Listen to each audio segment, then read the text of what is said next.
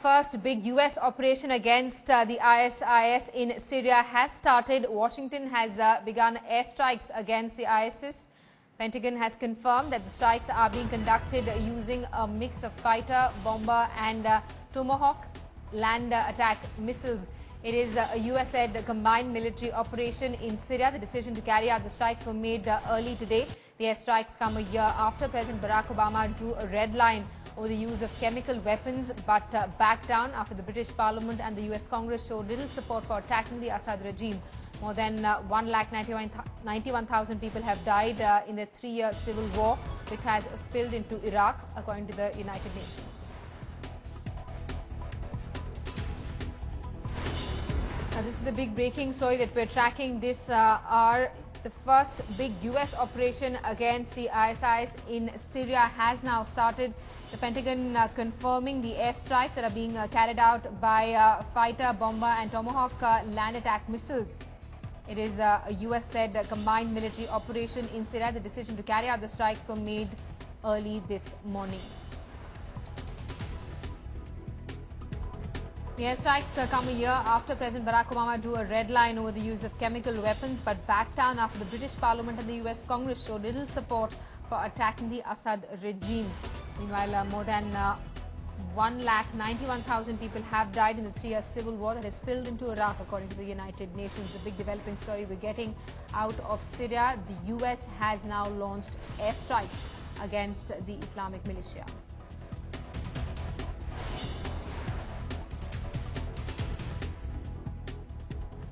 Pentagon confirming this big breaking story that the US has started airstrikes. A combination of fighter, bomber and Tomahawk land air missiles are being used. This is a US-led combined military operation in Syria. Remember, the ISIS has also been uploading videos of beheading US and British civilians that have gone viral on the internet. They've also been asking the UK and the US to back off from intervening in what they call is a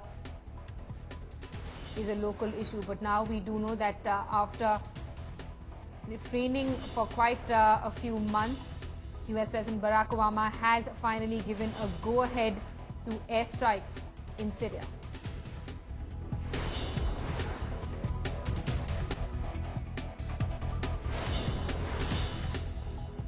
This is a US-led combined military operation against the ISIS. Remember, airstrikes are coming a year after President Barack Obama had given a big no to the use of chemical weapons. But there's been considerable pressure from the British as well. Let's get a word from our Deputy Editor Shiv Arur, who's with us on the phone line. Shiv, take us to the latest.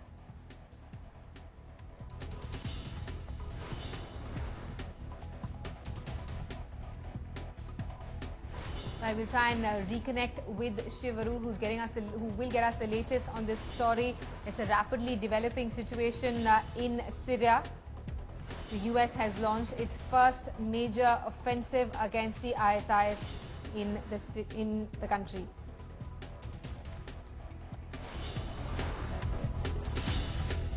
The Pentagon has confirmed that the strikes are being conducted using a mix of fighter, bomber and Tomahawk land attack missiles. This is a US-led combined military operation. It's the first big US operation against ISIS in Syria. I believe now we can go across to our Deputy Editor Shiv Arur, who's with us on the phone line. Shiv, take us through the developments on the ground.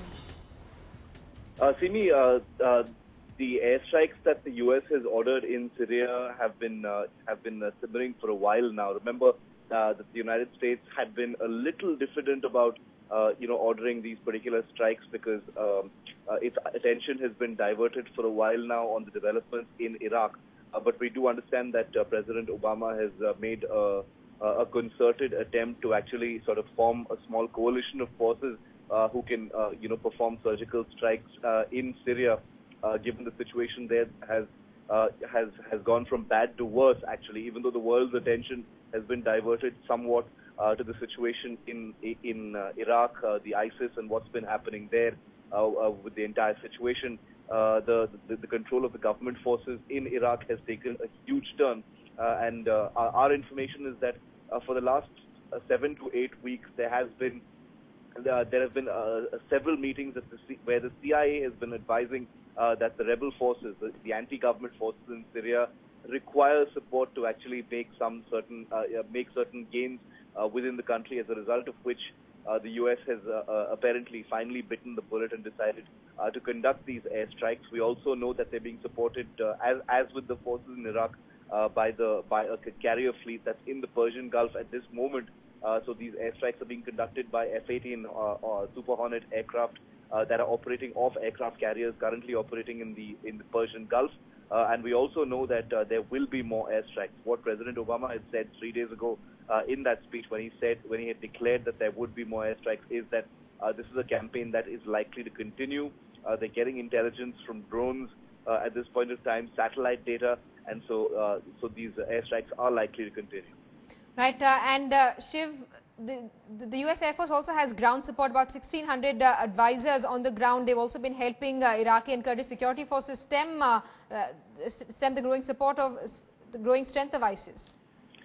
That is correct, Simi. Remember that in Iraq, unlike in Syria, in Iraq, the United States forces had said that they were always going to. There was no chance that they were ever going to send any troops back, but they would have military observers and people on the ground to at least guide the entire attacks that happen, and that's precisely what's happening right now. Remember, human intelligence, confirmation of targets, coordination, of the entire airstrikes is something that the U.S. Puts a huge amount of onus on. Now, so far they've used manned fighters to conduct these airstrikes on ISIS targets, but it's very likely that they will conduct strikes of this kind to also,